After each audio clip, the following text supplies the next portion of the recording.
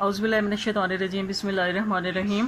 ہم ابھی 5ویں باب پر ہیں، اور یہ 5واں باب جو ہے 5th چیپٹر، یہ کافی زیادہ لمبا ہے۔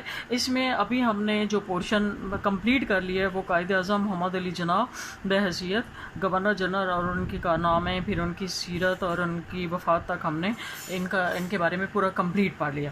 اس کے بعد اس چیپٹر میں ہم نے پڑھنا ہے قائد ملت لیاقت علی خان وزیر اعظم کے طور پر، اس کے بعد پھر خواجہ ناظم الدین کا دور ہے، پھر چوتھے وزیر اعظم چودھری محمد علی کا دور، پھر تیسرے گورنر جنرل ملک غلام محمد کا دور، اس کے بعد پھر پاکستان کی آئین سازی، پھر 1956 کا دور ہے، اس کی جو تدوین ہے وہ، اور آئین کی خصوصیات، پھر اس کی ناکامی کے اسباب۔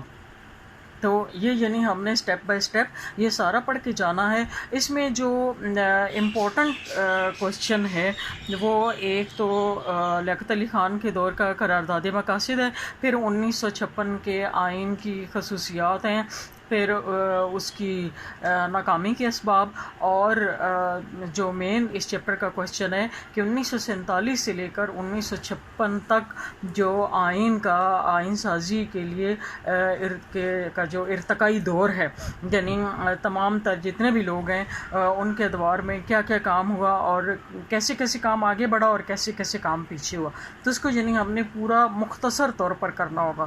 تو میں اب بتانے کا مقصد یہ ہے کہ جو قرارداد مقاصد کا کوشچن ہم الگ کریں گے، جیسے قائد اعظم کی جو کوششیں تھیں بحیثیت گورنر جنرل استحکام پاکستان کے لیے وہ ہم نے کر لیا، قائد اعظم کی سیرت اور قائد اعظم کی وفات کے بارے میں کوشچن ہم نے کر لیا۔ اب ہم قرارداد مقاصد کے بارے میں پڑھیں گے، اس کے بعد ساتھ ساتھ تمام ادوار کو پڑھتے جائیں گے، اور آخر میں 1956 کے آئین کی خصوصیات، پھر اس کی ناکامی کے اسباب پڑھیں گے، اور جب پورا چیپٹر ہو جائے گا تو اس میں سے ہمارا جو لانگ کوشچن ہے نا کہ 1947 سے لے کر 1956 تک پاکستان کی آئین سازی کا جو ارتقائی مراحل ہیں ان پر کوشچن لکھیں، ان پر نوٹ لکھیں، یا جامع نوٹ لکھیں، یا اس کو تفصیل سے بیان کریں، تو وہ پھر تمام ادوار میں سے جو ضروری باتیں ہیں نا ان کو اکٹھا کر کے اس میں وہ سارا آ جائے گا، وہ ایک لانگ کوشچن آپ کا یعنی لانگ کوشچن بن جائے گا۔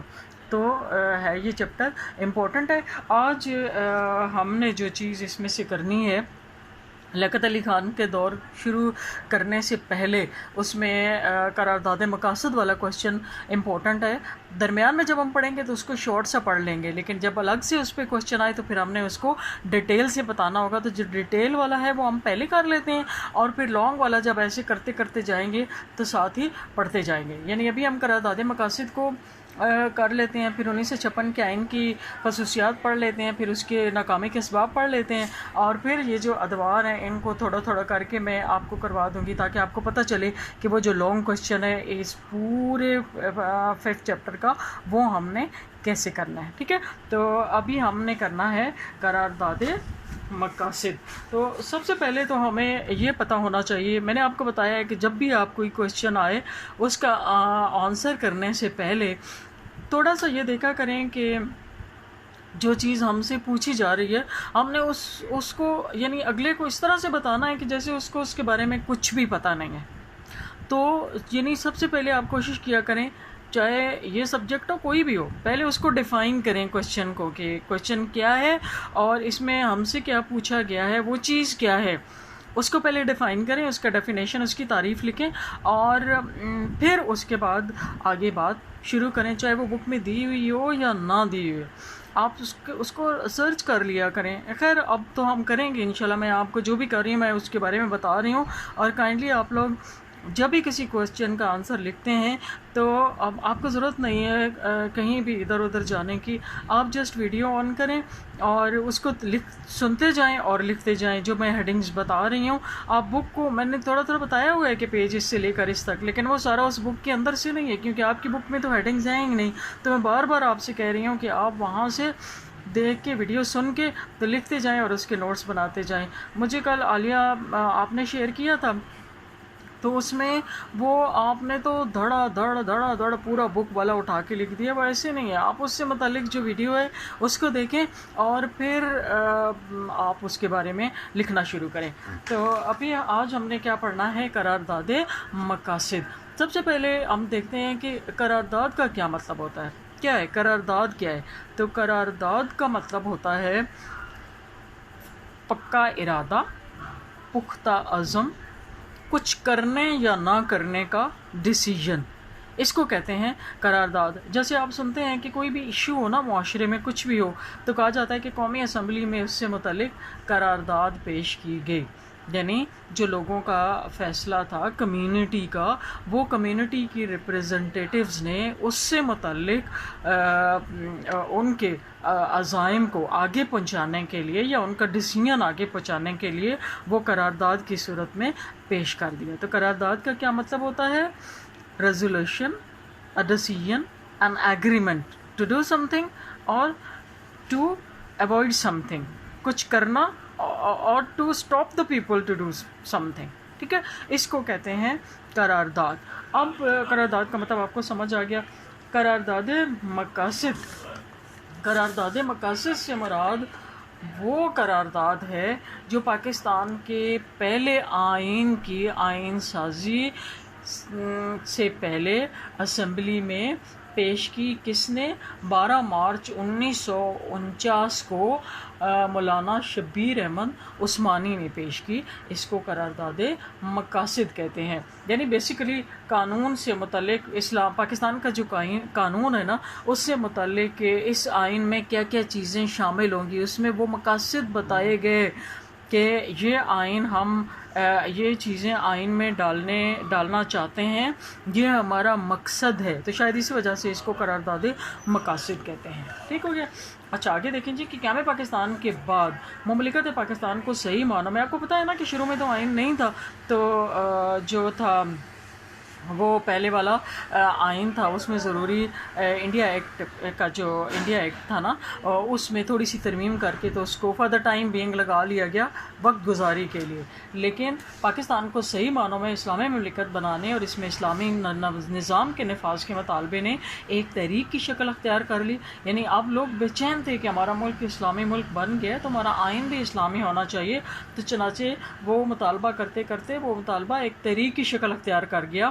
اور اس وقت خان لیاقت علی خان جو تھے پاکستان کے وزیر اعظم تھے، اور ان کے دور میں مولانا شبیر احمد عثمانی نے پاکستان کی آئین ساز اسمبلی میں 12 مارچ 1949 کو ایک قرارداد پیش کی جسے قرارداد مقاصد کہتے ہیں، اور جس کی وزیر اعظم نے مکمل حمایت کی. قرارداد مقاصد میں پاکستان کے لیے آئندہ کی دستور سازی کے رہنما اصولوں کی مختصراً وضاحت کی گئی. یہ قرارداد کافی بحث و مباحثہ کے بعد منظور کی گئی. آگے لکھیے قرارداد مقاصد کی خصوصیات. قرارداد مقاصد کی خصوصیات درج ذیل ہیں. نمبر 1 ہے جی اللہ تعالیٰ کی حاکمیت. پورے کائنات میں اصل حاکم اللہ تعالیٰ ہیں اور وہی کائنات کا لا شریک حاکم اعلیٰ ہیں. پاکستان کی حکومت کو جو اقتدار ملا ہے وہ اللہ تعالیٰ کی مقدس امانت ہے. نمبر 2 نیابت کے اختیارات. پاکستان میں نیابت کے اختیارات عوام کو حاصل ہیں. پاکستان کی حکومت اپنے اقتدار و اختیارات کو عوام کے منتخب کردہ نمائندوں کے ذریعے استعمال کرے گی. ٹھیک. اگلا نمبر 3 ہے اسلامی اصول. مساوات، اخوت، آزادی فکر، رواداری، معاشرتی انصاف کے اسلامی اصولوں کو رائج کیا جائے گا. اگلا ہے جی جواب دہ حکومت. پاکستان میں عوامی حکومت ہوگی اور حکومت عوام کے سامنے جواب دہ ہوگی. نمبر 5 اقلیتوں کی حفاظت. تمام مذاہب کے ماننے والوں کو اپنے مذہبی اصولوں کے مطابق زندگی گزارنے کی مکمل آزادی ہوگی. ان کی جان و مال کے لیے خصوصی کی حفاظت کے لیے خصوصی انتظامات کیے جائیں گے اور ان کو ان کی مذہبی نظریات و عقائد کا احترام کیا جائے گا اور ان کو مذہبی اور ثقافتی آزادی دی جائے گی، جو کہ آج ہم اپنے ملک میں دیکھ بھی رہے ہیں۔ اس کے بعد نمبر 6 ہے بنیادی حقوق کی حفاظت۔ پاکستان کے شہریوں کو بنیادی حقوق حاصل ہوں گے اور ان حقوق کی حکومت حفاظت کرے گی۔ نمبر 7 ہے جی عدلیہ کی آزادی۔ عدلیہ ہر قسم کی مداخلت اور اثر و رسوخ سے آزاد ہوگی تاکہ عوام کو صحیح انصاف مل سکے۔ عدلیہ کو انتظامیہ اور دیگر شعبوں سے الگ رکھا جائے گا تاکہ وہ ان کی مداخلت سے محفوظ رہ سکے۔ نمبر 8 ہے اسلامی قوانین کا نفاذ۔ پاکستان کے مسلمانوں کو ایسے مواقع فراہم کیے جائیں گے تاکہ وہ اپنی زندگی اسلامی قوانین کے مطابق ڈھال سکیں۔ قوانین اسلام کے عین مطابق بنائے جائیں گے اور ملک کا نظم و نسق، جو مین پوائنٹ ہے، ملک کا نظم و نسق قرآن و سنت کے مطابق چلایا جائے گا۔ حکومت پر لازم ہے کہ وہ مسلمانان پاکستان کو انفرادی اور اجتماعی طور پر زندگی اسلام کے بنیادی اصولوں کے مطابق گزارنے کی مدد دینے کے لیے مناسب اقدامات کرے۔ نمبر 9 ہے پسماندہ علاقوں کی ترقی۔ پاکستان کے غیر ترقی یافتہ علاقوں کی ترقی و خوشحالی کے لیے اقدامات کیے جائیں گے اور انہیں ترقی یافتہ علاقوں کی سطح پر لایا جائے گا۔ نمبر 10 ہے وفاقی طرز حکومت، یعنی پاکستان میں کی حکومت وفاقی طرز کی ہوگی جس میں صوبوں کو زیادہ سے زیادہ داخلی خود مختاری دی جائے گی۔ نمبر 11 دفاع پاکستان۔ وفاق کے علاقوں کی سالمیت اور وفاق کی آزادی کی حفاظت کی جائے گی۔ قرارداد مقاصد کو دستور ساز اسمبلی کی تاریخ میں ایک اہم واقعہ قرار دیا گیا۔ اسے آئین سازی کی تاریخ میں میگنا کوٹا کی حیثیت حاصل ہے۔ قرارداد مقاصد کی آئینی اہمیت کا اندازہ اس بات سے لگایا جا سکتا ہے کہ وہ پاکستان کے آئندہ کی جتنے بھی دساتیر ہیں سب میں دپاچہ کے طور پر شامل ہے۔ قرارداد مقاصد پاکستان کی دستور سازی کی تاریخ میں ایک سنگ میل کی حیثیت رکھتی ہے اور قرارداد مقاصد جو ہے وہ اس میں ان تمام اصولوں کی وضاحت کی گئی ہے جو آئندہ دستوری نظام کی بنیاد بننے والے تھے۔ اس قرارداد میں یہ بھی وضاحت کر دی گئی کہ پاکستان کا آئین اپنے مزاج کے لحاظ سے اسلامی ہوگا اور قرارداد مقاصد 1949 ہر اعتبار سے جدید دنیا کے لیے ایک انوکھی اور منفرد دستوری دستاویز تھی جسے دستور سازی میں نظر انداز نہیں کیا جا سکتا، اور امید تھی کہ قرارداد مقاصد کی منظوری کے بعد فوراً آئین سازی کا کام شروع ہو جائے گا۔ چنانچہ 12 مارچ 1949 کو مولوی تمیز الدین کی زیر صدارت 24 ممبران کی ایک کمیٹی بنائی گئی جس کو بنیادی اصولوں کی کمیٹی کہا جاتا ہے، اور اس کمیٹی نے آئین کے بنیادی اصولوں کا تعین کرنا تھا۔ بنیادی اصولوں کی کمیٹی نے آئین کے بنیادی ڈھانچے کی تیاری کی 3 کمیٹیاں قائم کی۔ نمبر 1 ذیلی کمیٹی برائے وفاق اور تفویض اختیارات، ذیلی کمیٹی برائے عدلیہ، ذیلی کمیٹی برائے حق رائے دہی۔ پاکستان کے 2 بازو مشرقی اور مغربی پاکستان تھے، دونوں کے درمیان 1000 میل کا فاصلہ حائل تھا، اور مولوی تمیز الدین جو تھے وہ مشرقی حصے سے تعلق رکھتے تھے، اور انہوں نے دونوں حصوں کے مزاج اور خواہشات کو مد نظر رکھ کر 7 ستمبر 1950 کو اپنی عبوری رپورٹ پیش کر دی۔ اس رپورٹ میں 2 ایوان بالا اور ایوان زیریں تجویز کیے گئے۔ ایوان بالا جو تھا وہ سینٹ ہوتا ہے اور ایوان زیری قومی اسمبلی ہوتا ہے۔ ایوان زیری یعنی قومی اسمبلی کو عام لوگوں کے ووٹوں سے ترتیب دیا جانا تھا، جیسے کہ اب آپ دیکھتے ہیں وہاں پر ایوان زیری یعنی قومی اسمبلی میں جو نمائندے ہیں وہ لوگوں کے ووٹ سے منتخب ہو کر جاتے ہیں۔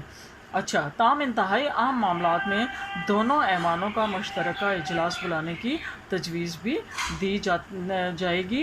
بنیادی اصولوں کی کمیٹی کی تجویز پر مشرقی پاکستان کے خود غرض اور موقع پرست سیاستدانوں نے کیا کیا کہ ہنگامہ برپا کر دیا۔ لیاقت علی خان وزیر اعظم نے 21 نومبر 1950 کو اس رپورٹ پر غور و خوض کو ملتوی کر دیا تاکہ نئی تجویز پر غور کیا جا سکے۔ مطلب لوگوں کو سیٹسفائی تو کرنا تھا، لیکن 1951 میں ان کو شہید کر دیا گیا۔ اس طرح آئین سازی کا کام جو تھا وہ سیاسی کشمکش کی نظر ہو کر رہ گیا۔ نئی تجاویز طے کرنے کے لیے آئین ساز اسمبلی نے ایک ذیلی کمیٹی مقرر کی۔ اس ذیلی کمیٹی نے 22 دسمبر 1952 کو وزیر اعظم خواجہ ناظم الدین کو رپورٹ پیش کی اور کیا ہوا کہ اس ذیلی کمیٹی نے بھی وہی 2 ایوان کی تجویز پیش کی، اور اس فارمولے میں مشرقی پاکستان اور مغربی پاکستان کے مختلف صوبوں کے درمیان مساوات کے اصول کو اختیار کیا گیا تھا۔ اس رپورٹ پر بھی مشرقی پاکستان میں عدم اطمینان کا اظہار کیا گیا، جس کے نتیجے میں دوسری رپورٹ کو بھی غیر معینہ عرصے کے لیے ملتوی کرنا پڑا، یعنی یہ رپورٹ بھی ناکام ہو گئی۔ پھر 1953 میں محمد علی بوگرا وزیر اعظم مقرر ہوئے تو انہوں نے آئینی تعطل کو دور کرنے کے لیے پوری کوشش کی، اور انہوں نے اکتوبر 1953 میں اسمبلی میں فارمولہ پیش کیا۔ اس میں بھی 2 ایوان تجویز کیے گئے۔ ایوان بالا میں دونوں صوبوں کو برابری کی نمائندگی حاصل تھی، اور ایوان زیریں یعنی اسمبلی میں آبادی کے تناسب سے نمائندوں کا انتخاب کیا جانا تھا، تاہم اہم معاملات میں دونوں ایوانوں کی نمائندگی برابر رکھی گئی تھی۔